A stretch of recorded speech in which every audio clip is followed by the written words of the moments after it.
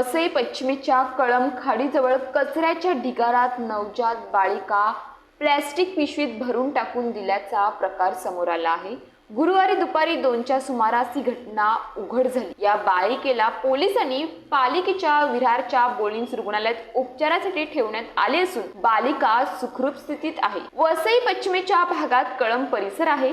येथील कळंब भागात जाणाऱ्या खाडी पुलाजवळ रस्त्यालगत दुपारी एक व्यक्ती लघुशंका करण्यासाठी गेली होती। याच दरम्यान त्यांना कचऱ्याच्या ढिगारात ठेवलेल्या प्लॅस्टिक पिशवीत नवजात बालिका रडत असल्याचे दिसून आले।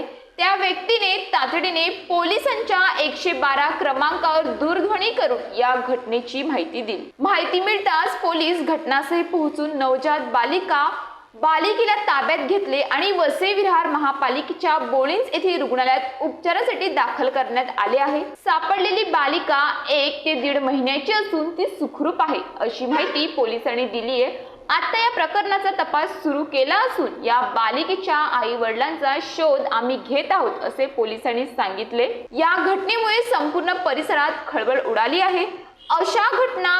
अशा घटनांना आळा घालण्यासाठी सर्वांनी जागरूक राहणं गरजेचं आहे।